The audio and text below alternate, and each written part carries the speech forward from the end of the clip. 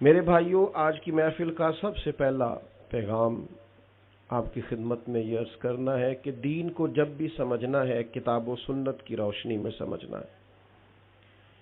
میں اپنے احباب کی خدمت میں یہ بات عرض کروں گا کہ آپ قرآن و حدیث کے طالب علم بنیں، تاریخ کے طالب علم نہ بنیں۔ آپ دین کو، سنت کو، شریعت کو، صحابہ کو، اہل بیت نبوت کو کتاب و سنت کی روشنی میں دیکھیں، تاریخ کے آئینے میں نہ دیکھیں۔ تاریخ کو لوگ بڑا مسخ کر کے پیش کرتے ہیں۔ تاریخ ہمیشہ مورخ پر ڈیپینڈ کرتی ہے، وہ کس نگاہ اور کس زاویہ نظر کا آدمی تھا۔ تاریخ میں لوگ تبدیلیاں کر دیتے ہیں، اپنی من مانی شخصیات کو ہیرو بنا دیتے ہیں اور اپنے مزاج کے مطابق لوگوں کو زیرو کر دیتے ہیں۔ ہمارے سامنے اللہ کے محبوب علیہ السلام کے ارشادات موجود ہیں، صحابہ کی عظمت پر بھی اور اہل بیت کی عظمت پر بھی۔ صحابہ کے مختلف افراد کے نام لے لے کر حضور نے شانیں بیان کی ہیں، عظمتیں بیان کی ہیں، جناب صدیق اکبر کی، حضرت فاروق اعظم کی، حضرت عثمان غنی کی، مولا علی کی، حضور نے شانیں بیان کی۔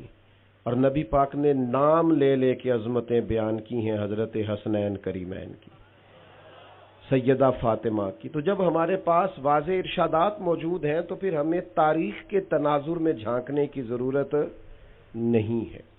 تو آپ بس سمجھ لیں کہ اس شخص کی عظمت حضور نے بیان کی اور اس کی نسبت نبی پاک علیہ السلام کے ساتھ ہے، تو ہمیں کسی تاریخ میں الجھنے کی ضرورت نہیں ہے۔ دوسری میں آپ کی خدمت میں یہ بات عرض کروں گا کہ ہم جو اہل السنہ ہیں، ہمارا اللہ کے فضل سے ایک تاریخی تسلسل ہے۔ ہماری اسناد بڑی مضبوط ہیں، ہمیں جن ذرائع سے دین پہنچا ہے وہ ذرائع بڑے مضبوط ہیں۔ ہم نے جہاں سے روایات لی ہیں وہ راوی بڑے مستحکم ہیں، بڑے ثقہ ہیں۔ ضرورت نہیں ہے آپ کو ادھر ادھر جھانکنے کی اور اس کی بھی بات سننے کی اور اس کی بھی بات سننے کی۔ آپ انہماک کے ساتھ ان اصولوں پر کاربند رہیں جو اصول ہمیں امام اعظم نے عطا کیے، حضور غوث اعظم جیلانی نے عطا کیے، جو قاعدے، جو ضابطے ہمیں حضرت مجدد الفسانی نے دیے ہیں، اعلیٰ حضرت بریلوی نے دیے ہیں، پیر مہر علی شاہ نے دیے ہیں۔ الجھا نہ کریں بلا وجہ۔ تیسری میں آپ کی خدمت میں یہ بات عرض کرنا چاہتا ہوں کہ دین کو کبھی بھی اس طرح کا نہ بنائیں کہ وہ ہر وقت موضوع بحث ہی بنا رہے۔ ہمارے ہاں یہ جو رویہ بن گیا ہے نا کہ ہم نے کسی چیز کا لطف نہیں اٹھانا ہوتا، بس بحث کرنا ہوتی ہے۔ میلاد شریف آ گیا تو اس پر بحث شروع کر دی، معراج شریف آ گیا تو بحث شروع کر دی کہ نبی پاک نے اللہ کو دیکھا کہ نہیں دیکھا۔ اگر محرم شریف آ گیا تو اس پر بحث ہونے لگ گئی۔ عاشورہ کے روزے پر واضح حدیث موجود ہے، اس کو بھی لوگ الجھاتے ہیں کہ یہ رکھنا چاہیے کہ نہیں رکھنا چاہیے۔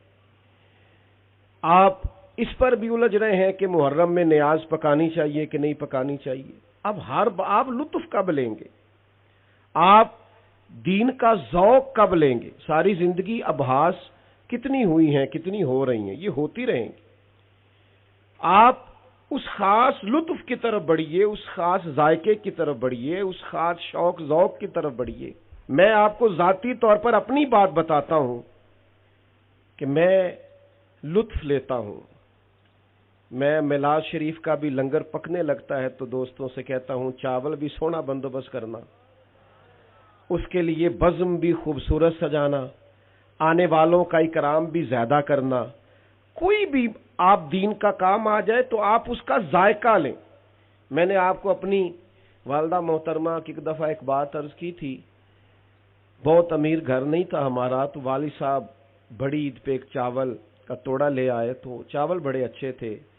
تو یہ چاول اب تو نہیں مجھے پتا زیادہ رہا، لیکن عموماً دیہاتوں میں یہ ہوتا تھا کہ بطور سیمپل کلو 2 کلو چاول آیا کرتے تھے، تو گھر والے پکا کے دیکھتے تھے کہ اگر ٹھیک ہے تو پھر یہ منگوا لیتے ہیں۔ تو وہ چاول پہلے پاس کرائے گئے، پھر وہ چاول خریدے گئے، تو وہ ایک آدھ دفعہ گھر میں پکے تو اس کے بعد وہ پکے نہیں، اور کوئی چاول پکنے لگے۔ تو والد صاحب والدہ سے کہنے لگے وہ چاول کدھر ہیں جو میں لایا تھا، یہ کون سے پکا کے ہمارے سامنے رکھ دیے؟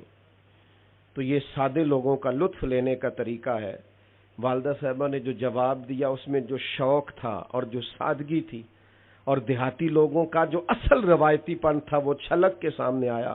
کہنے لگیں چول بڑے سونے سن، میں ذرا رکھ چھڑے نے 10 محرم نو امام حسین دی نیاز پکاواں گا۔ یعنی وہ اپنے بچوں کے لیے نہیں ہے، وہ حضور کی اولاد پر قربان کرنے کے لیے وہاں پیش کریں گے۔ یہ والا ذائقہ، یہ والا لطف، یہ والا سرور آپ اپنی زندگی میں حاصل کریں، ساری زندگی بحث میں گزار دینی۔ چوتھی بات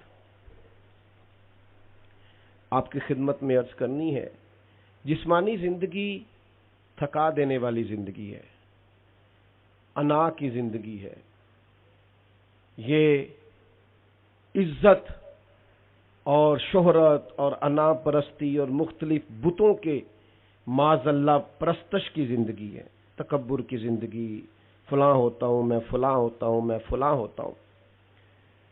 یہ جو روحانی زندگی ہے نا، یہ عشق والی زندگی ہے، یہ ذرا ذوق والی زندگی ہے۔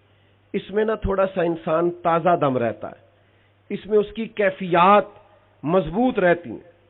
یہ جو پیار ہے نا، محبت ہے، وہ اقبال کہتے ہیں کہ یہ جو حضرت ابراہیم علیہ السلام کا آگ میں جانا ہے نا، یہ بھی عشق ہے، اور یہ جو امام حسین کا کربلا جانا یہ بھی عشق ہے۔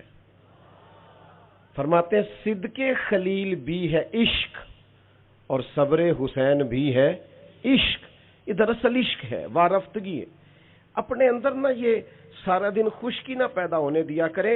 یعنی میرا مطلب ہے کبھی کوئی کچھ کہہ بھی گیا ہے تو پھر مثلا کیا ہو گیا ہے، کیا مطلب سارا ذوق خراب کر لیں، سارا لطف خراب کر لیں؟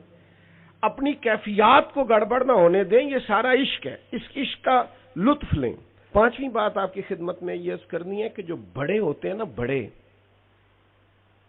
ان پر بحث نہیں ہوتی، ان کی غلامی ہوتی ہے، بڑوں کی فرما برداری ہوتی ہے، بڑوں پر بحث۔ آپ فرسٹ ایئر میں گئے کالج میں،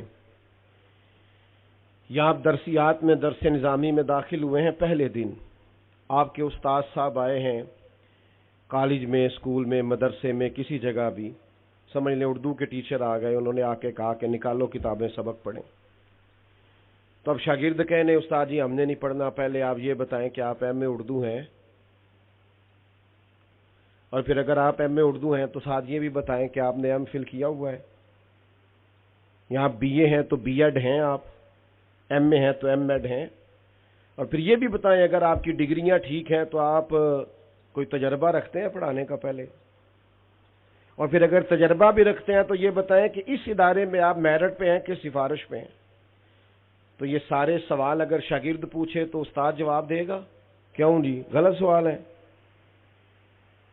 غلط سوال ہے۔ سوال تو ٹھیک ہیں پر یہ شاگرد کے نہیں بنتے، سوال درست ہیں، یہ ادارے کا پرنسپل کرے نا آنے والے سے کہ آپ کی تعلیم کیا ہے، آپ کی ڈگری کیا ہے، یا ادارے کی مینجمنٹ کرے، یا کوئی ایسا شخص جس کی ڈیوٹی لگائی گئی ہو۔ شاگرد اگر یہ سوال کرے تو اسے جوتے پڑیں گے کہ تو بڑا بدتمیز ہے، نالائق ہے، تیرا کام پڑھنا ہے تو کتاب کھول، میں پڑھانا چاہتا ہوں، میں کوئی بھی ہوں، جب اس کمرے میں مجھے بھیجا گیا ہے تو بطور استاذ بھیجا گیا ہے، سمجھ لیں آپ، بلا مثال و بلا تشبیہ۔ ہمیں نبی پاک علیہ السلام نے کہا ہے میں نے نہ یا تربیت کر کے تمہیں لوگ دیے ہیں، یہ صحابہ اور اہل بیت تمہیں تربیت کر کے دیے ہیں، الصحابی کالنجوم، میں نے انہیں ستارے بنایا ہے، تم جس کی بھی پیروی کرو گے اللہ تمہیں ہدایت عطا فرمائے گا۔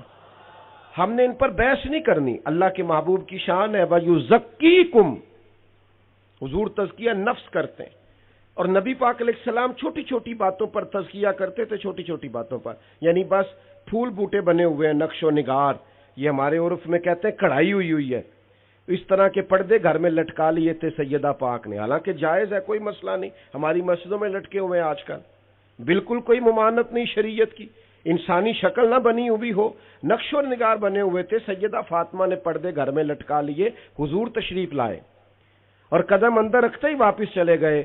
مولا علی شیر خدا رضی اللہ تعالیٰ عنہ پیچھے حاضر ہوئے، عرض کی یا رسول اللہ سیدہ پاک تو پریشان ہو گئیں، کیا ہوا؟ فرمایا میرا اور دنیا داری کا کیا تعلق، یعنی جو چیز بالکل جائز ہے لیکن یہاں بھی زہد سکھایا، ورع سکھائی، تقوی سکھایا۔ حضرت سیدہ عائشہ صدیقہ رضی اللہ تعالیٰ عنہ فرماتی ہیں، یہ بھی سیاستہ میں موجود ہے، فرماتی ہیں خاتون کا قد چھوٹا تھا تو میں نے کہہ دیا قد کتنا چھوٹا ہے، تو فوراً محبوب نے احتساب فرمایا، تزکیہ نفس کرتے ہیں نا حضور، فوراً نبی کریم علیہ السلام نے فرمایا عائشہ آپ نے ایسی بات کی ہے کہ اگر یہ بات میں کسی سمندر میں ڈال دوں تو اس کے پانی کا ذائقہ بدل جائے گا۔ میں کیوں بات کی کسی کے بارے میں؟ آپ بات کو سمجھیں۔ آج بڑا مسئلہ کیا ہے ہمارا، بڑی جلدی لوگ صوفی ہو جاتے ہیں، بڑی جلدی لوگ عالم ہو جاتے ہیں، بڑی جلدی ان کی عزت ہو جاتی ہے، بڑی جلدی وہ ناراض ہونے لگ جاتے ہیں۔ اچھا بہت ساری باتیں ایسی ہوتی ہیں جو ان کے حق میں ٹھیک ہو رہی ہوتی۔ میرے حضرت صاحب قبلہ عالم رحمت اللہ علیہ فرمایا کرتے اپنے دشمنوں کی باتیں غور سے سنا کرو، وہ تمہاری غلطیاں ڈھونڈ ڈھونڈ کے لاتے ہیں۔ دوستوں سے زیادہ دشمنوں کی سنا کرو، اپنوں سے زیادہ بیگانوں پر غور کیا کرو، وہ کیا کہتے ہیں، وہ تلاش کر کے لائیں گے تمہارے اندر کوتاہیاں کہاں پائی جائے، تمہیں اصلاح کا موقع ملے گا۔ تو صحابہ کا تزکیہ کر کے تیار کر کے ایک جماعت ماڈل بنا کے حضور نے ہمیں دی۔ عقائد میں تقلید نہیں ہوتی، تقلید مسائل فقہ میں ہوتی ہے۔ عقائد میں ہم امام اعظم کے کہنے پہ اللہ رسول کو نہیں مانتے، عقائد میں تقلید نہیں، لیکن صحابہ کا ایمان معیار ایمان ہے، اہل بیت کا ایمان معیار۔ وَإِذَا قِيلَ لَهُمْ آمِنُوا كَمَا آمَنَ النَّاسُ، جب ان سے کہا جاتا ہے اس طرح ایمان لاؤ جس طرح یہ لوگ ایمان لائے ہیں صحابہ اور اہل بیت، تو ہم نے ان پر بحث نہیں کرنی، ہم نے ان سے سیکھنا ہے۔ سمجھ آ گئی ہے میری باتوں کی؟ یہ میری 5 باتیں انشاءاللہ یاد رہیں گی۔